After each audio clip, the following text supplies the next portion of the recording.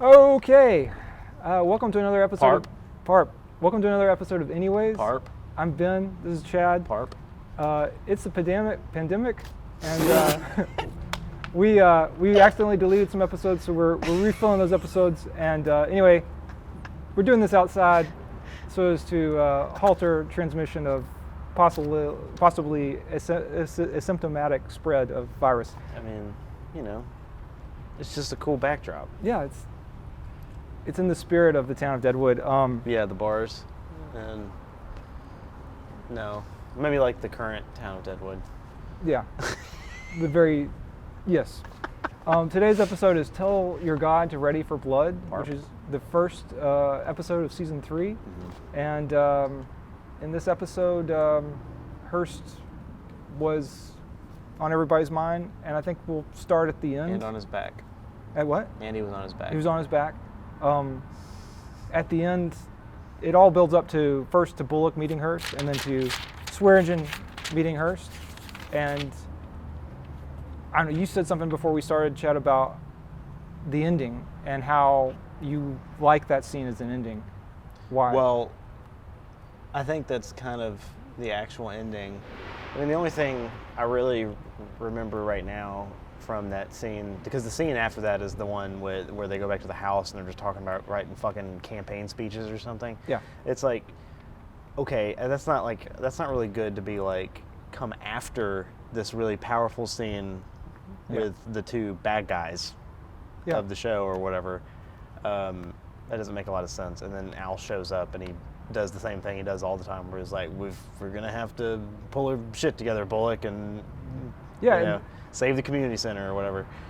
So and that episode, which was an unnecessary scene, because like you know that he's gonna have that conversation with Bullock anyway. So like, do you even need to show it? I agree. And like the line is, do stay in hailing distance, and then he just walks away, and you're just like, fade to black, and it's like, what the hell? That like, yeah, of course. And a much stronger line takes place not in the scene with Hearst and Swearengen, but the scene with Joni and Jane, where Jane says, every day takes figuring out all over again how to fucking live, which is our co-host Jordan. He loves that line. Yeah. And he's like, I think he quoted it several times. Several times. And that's a beautiful line, and that's one that stands the test of time for the character of Jane. But yeah, like then the episode it just continues, and then just like they cut to the house with Saul preparing for his speech, and he's like, I always wanted to be a homeowner. And then Martha is just like, yeah, you know, it's a really great house. And then like really small moments that have not really a whole lot to do with anything. Well, it's really funny because like this episode specifically makes you realize, like, I don't know, to me at least, it was like how stupid everybody is in the show except for like Al, Hearst, and Trixie, and there's some other people who. There's a couple more.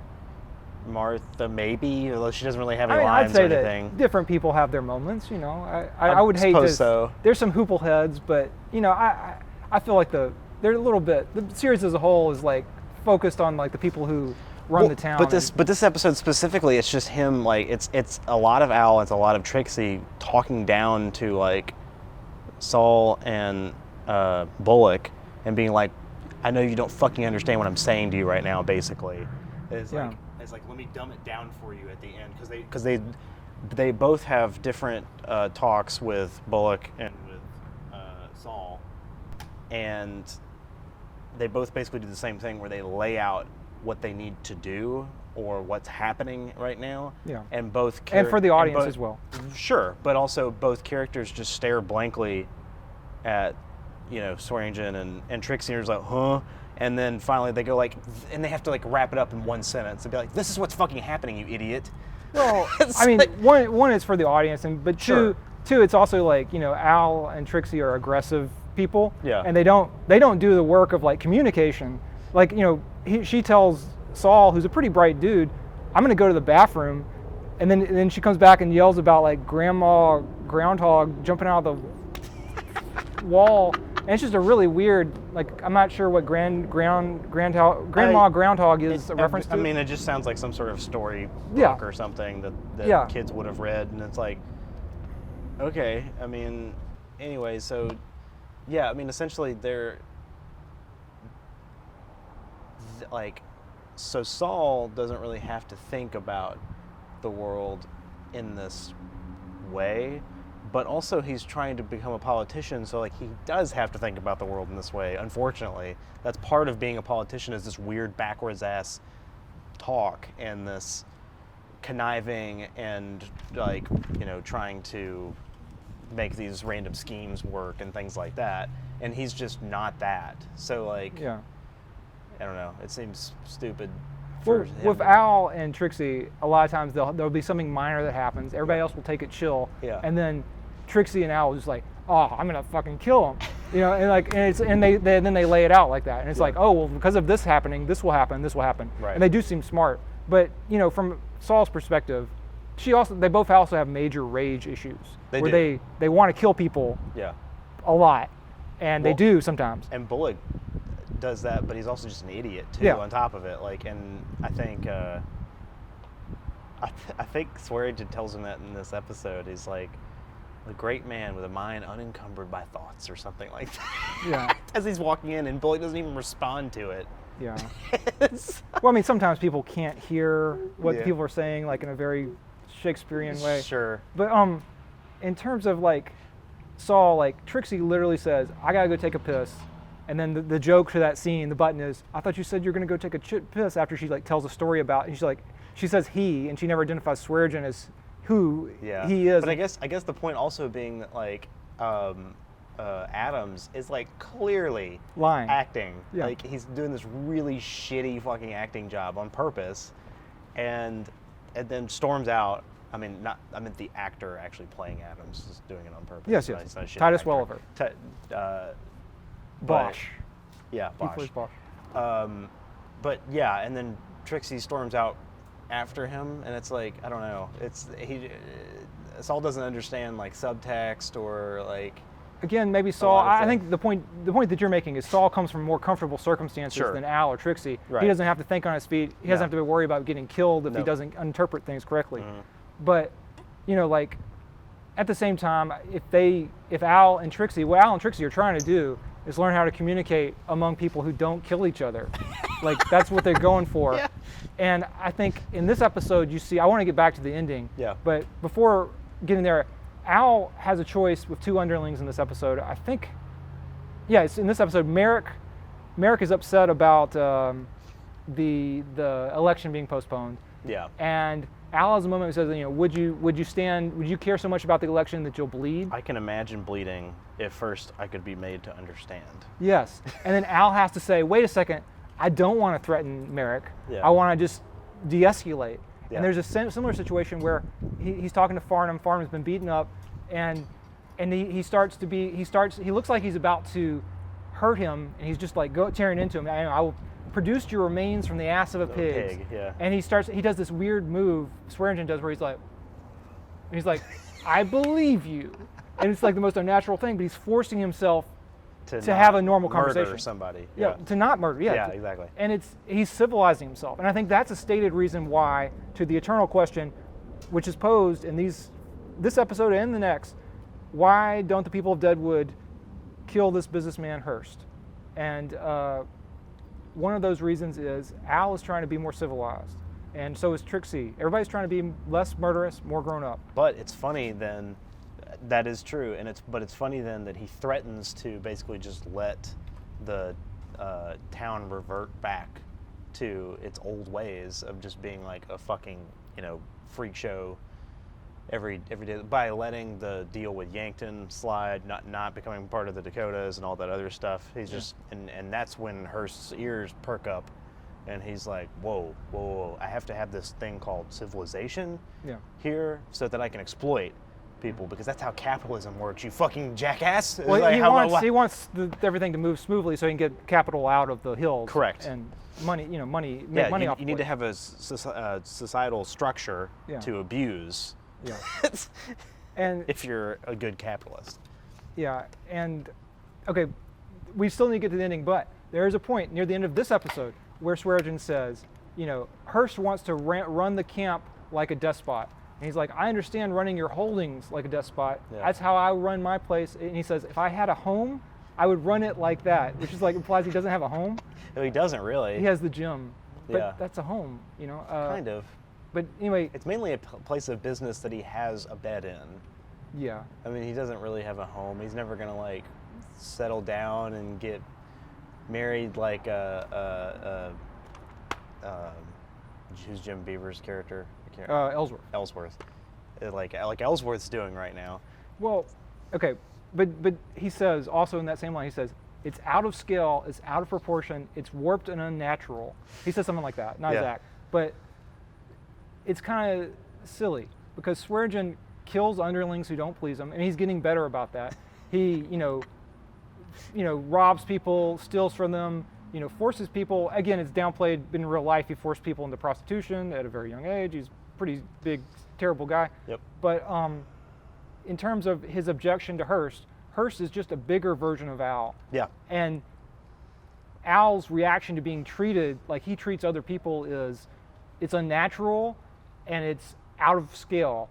But his reasoning is flawed because it's just like, again, there's no difference between the two. I mean, Hearst is a bigger animal.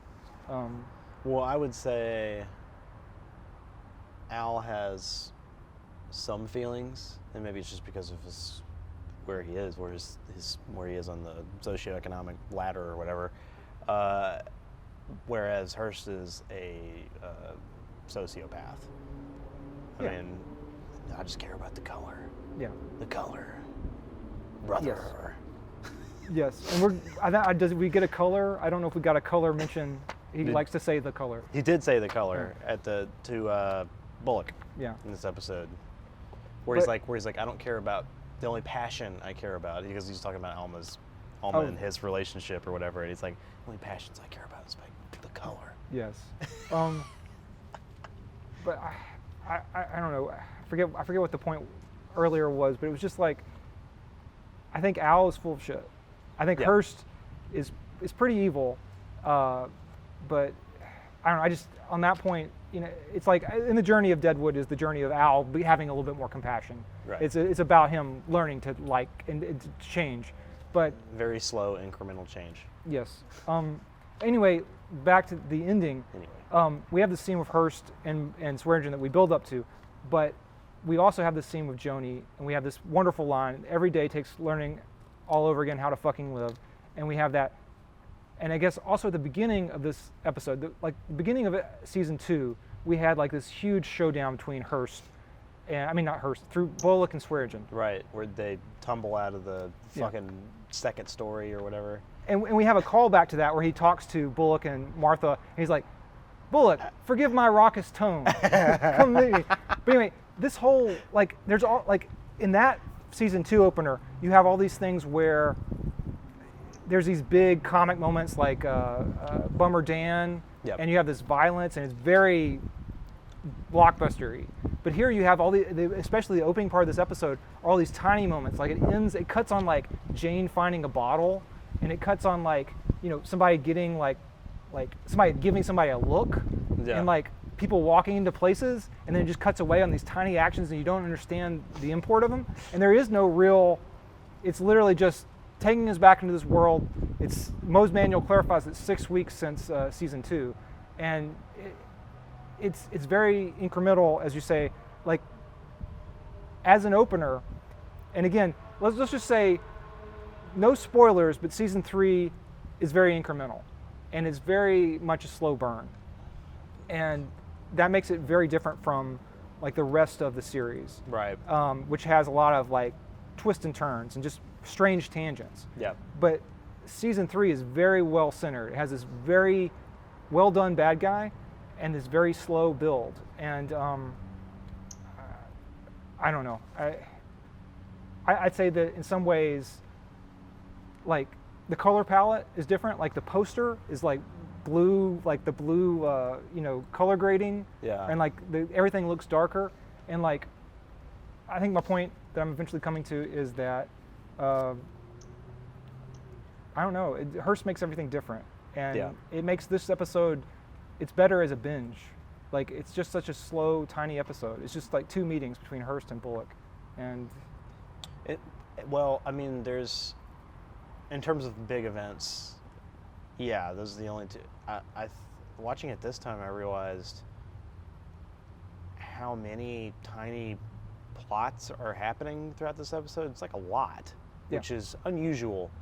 but they're all moved like an inch. Yeah. like Right. nothing happened. Yeah, they all push this big boulder like 1 inch, but but it's like every 90 seconds it's cutting away to some other, cross cuts between these 6 different fucking stories or whatever it is.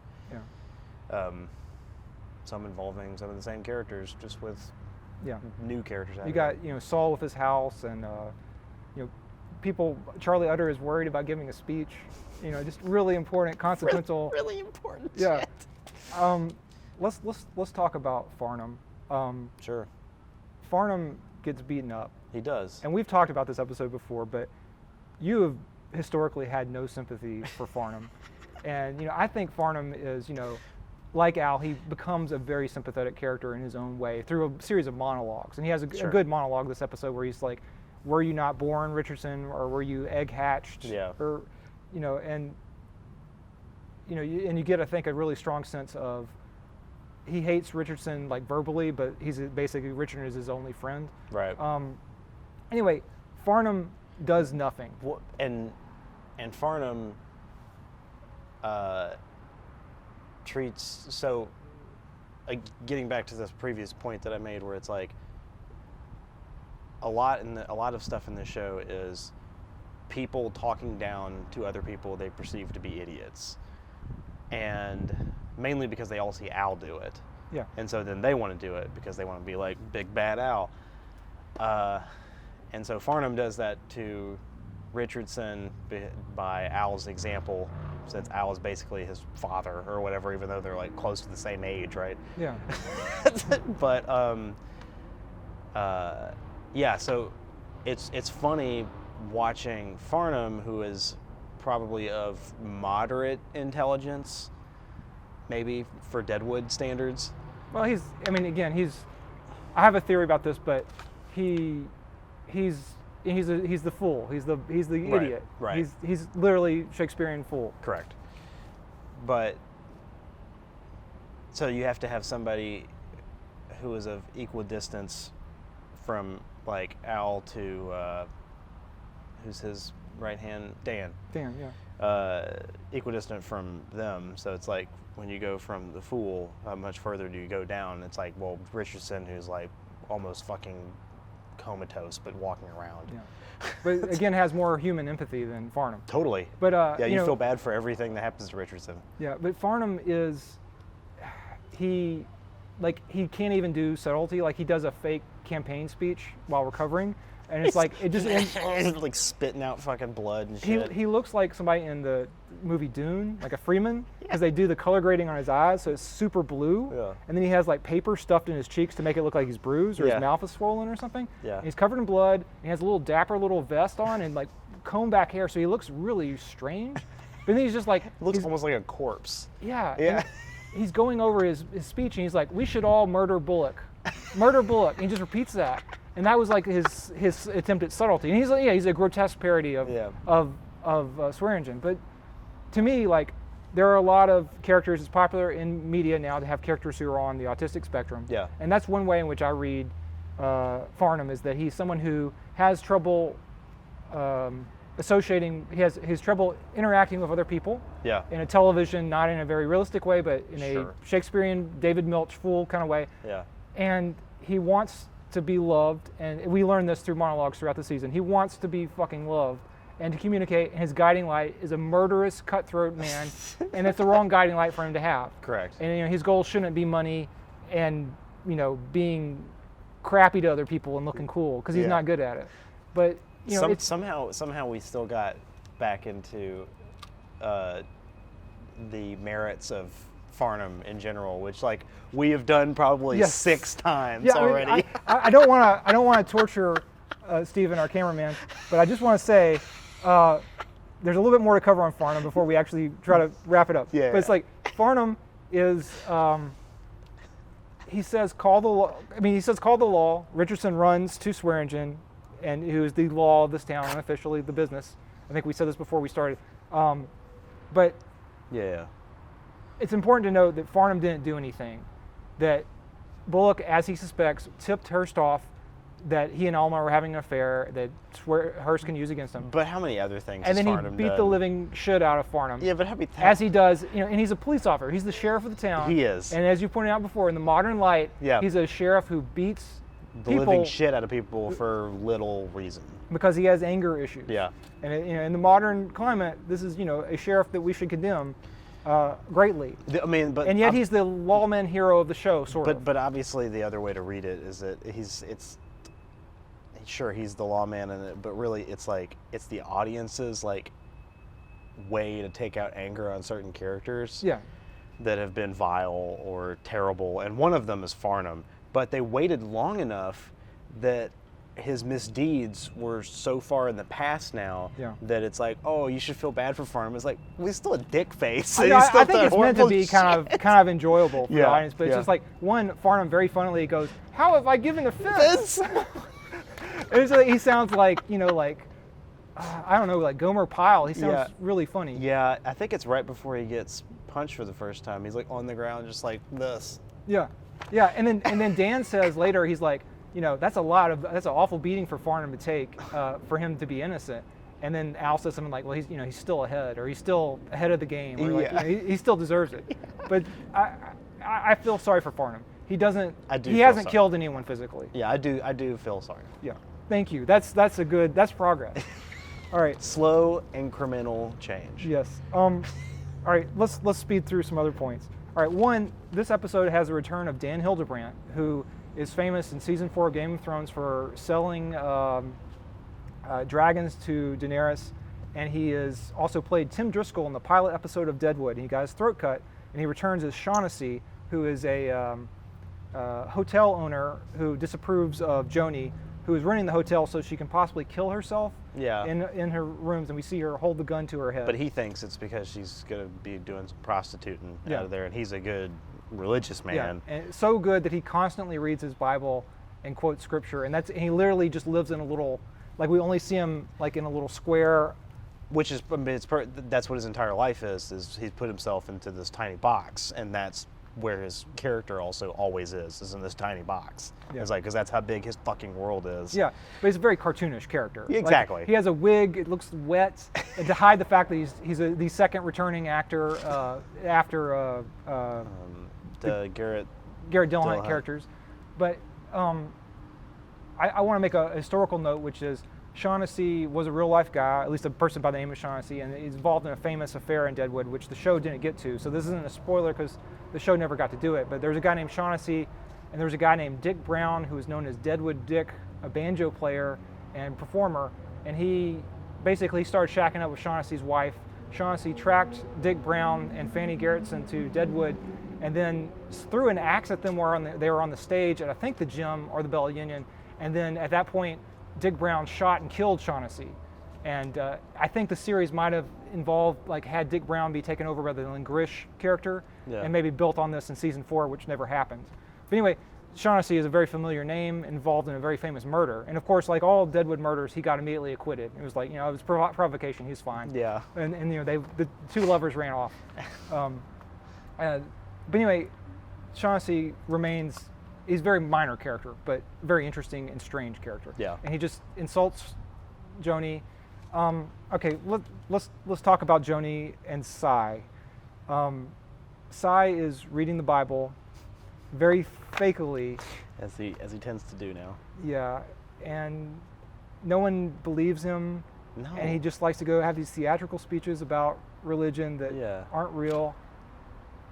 So he's like a actual, he's like a televangelist basically. Yeah. Where he doesn't believe a fucking word that he's saying, but it's like piping hot coming out of his fucking mouth. Yeah, but are people supposed to believe him? Is he getting off on lying to people? It's not clear what those scenes are for, because it's the mystery of Powers Booth in Deadwood, and why is he always this comic evil character and shows no development whatsoever?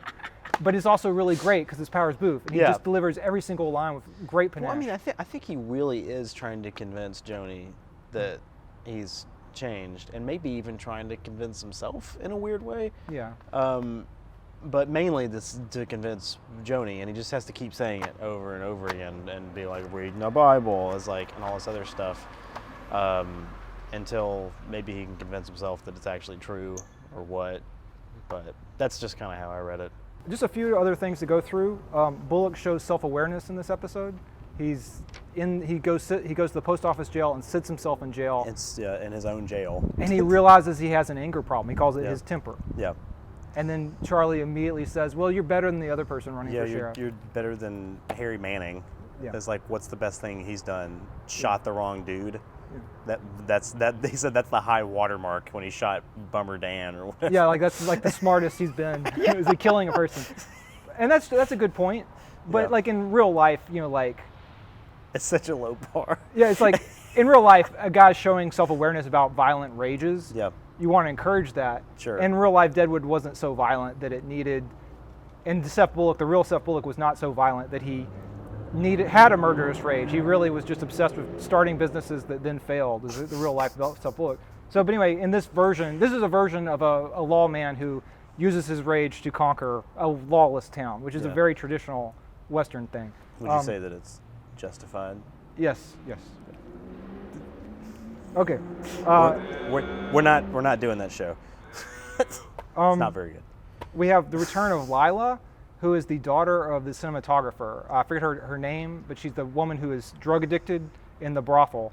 And this is the reveal of her drug addiction, where Joni comes in and yells at everybody. She yells at Paris, played by Powers Booth's daughter, about like how they're not tough enough on the prostitutes, and therefore Lila is basically developing this drug addiction to dope. And it also apparently smells like 12-day-old pussy or something in their bedroom or wherever with it. Yeah, it's a very mean scene. It's also the return of like Bethelyn Staples, who is like the woman in the bathtub at the beginning, who gave one interview on like Birth Movies Deaf about this, and she talks about her experience on Deadwood, but she had a website. She used to have a website, and she said kind of mean things about the third season, unless I'm misremembering.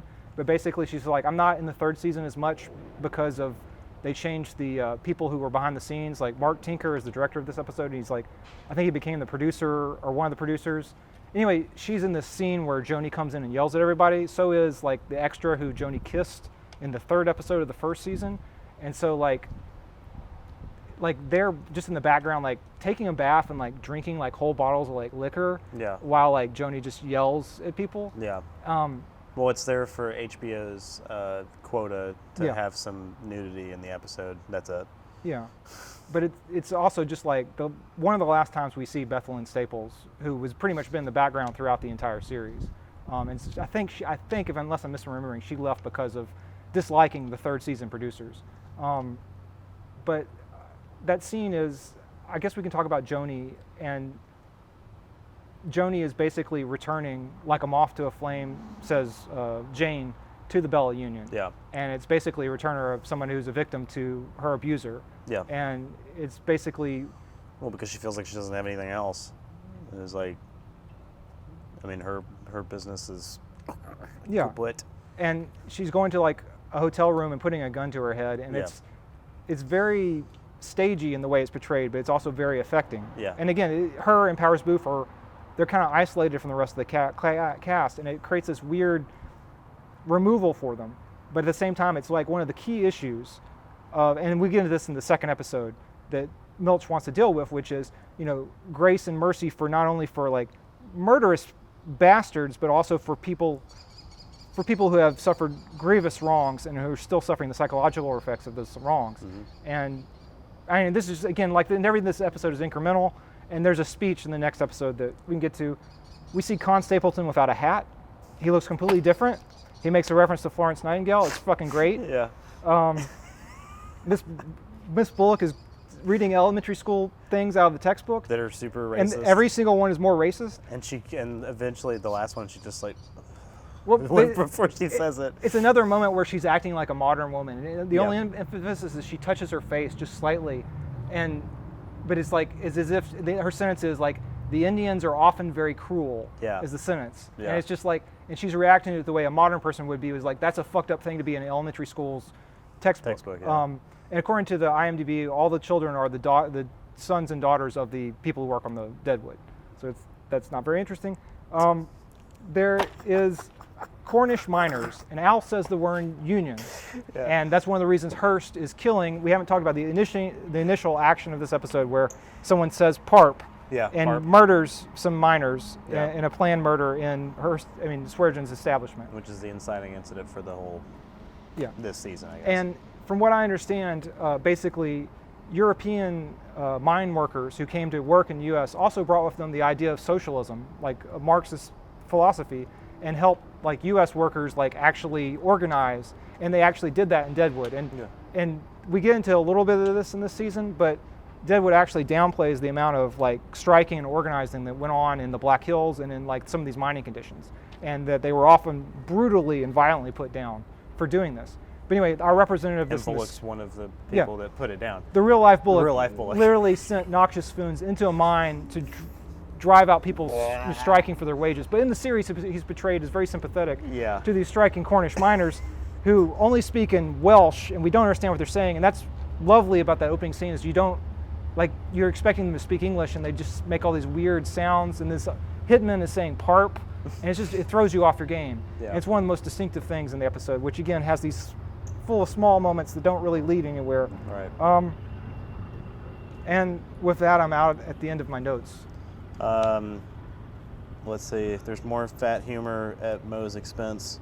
Yeah, which again always seems a little bit too nasty and mean. Yeah, especially because I don't know. That's also, let's talk about Moe's manual. Last season, he was a terrible murderer who killed his brother for $200,000. This season, he's a gentle giant just because he got shot. Yeah. And he's just like, he's now Jane's brother who they snipe at each other. Yeah, it's another Charlie. Yeah. To her, basically. Yeah, and it's okay. I don't mind that change.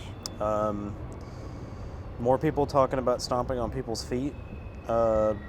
Ellsworth says to Bullock about Hearst because he knows he has a meeting with Hearst. It's like, if you get a chance, stomp on his feet. Yes. Is there a reason why there's so much feet stomping? I think that's maybe something you did in the past. If you were angry at somebody, you stomped on their foot. Okay, sure. The Bullocks are starting to become more comfortable with each other at the beginning of the episode. By the end, they're no longer as comfortable with each other again. Why are they not? I forget. Why are they not? Oh, wait, not the very, very end, but it's the part where it's about 3/4 of the way into the episode. It's because the stuff with Hearst, where he talks about Alma, comes up. And so when Bullock shows up to the schoolhouse, she's like, oh, and is glad to see him. And he's, unlike he was in the previous opening or scene in there, the first scene that they were in together, he's not as like matching her affections. Yeah. There's a lovely moment between Bullock and Martha where he's like, they have a nice moment where they're talking, they're simpatico, and then he's like, you know what, your tea is too weak. And she's like, you could have she could have told me.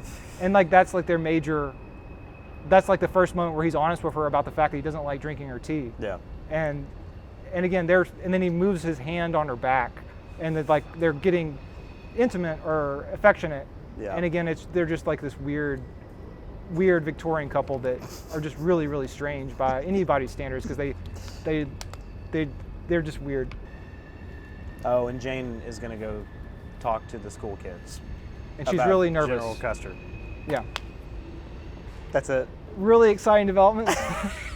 She's drinking a lot. Yeah. And it's very sad. There is a funny line where Bullock, it's that scene we were just talking about, where Bullock comes in and then Jane is in the scene before that, and she's like, oh, I need to go, I was just looking for that bottle that I misplaced. It must be on the shit heap somewhere outside. I'm just going to go find it. And she sachets her way out of the scene. Yeah, she's embarrassed that she's going to do a sober thing. Yeah. And she's more comfortable being the butt of a joke than being like honest or having like a real conversation with anybody. Yeah. Yeah, and again, these all small moments are beautiful moments. They're all beautiful, but it's like, but it doesn't add up to a whole thematically yet, because like you said, it's a slow burn, kind of like through the whole season, I guess. It's a kind of like a tiny nudge of an episode. Yeah. And it's this kind of like mature storytelling that ultimately doomed Deadwood and got it canceled early because it had low ratings. But it's, you know, more power to them for telling the story they wanted to tell. Yeah. So. Anyways, do you anything else for this episode or? Nope. Okay, well, fuck it. We're done. See you next time. All right. Yeah, and my pen hit your microphone. Oh no. Again. Go from me.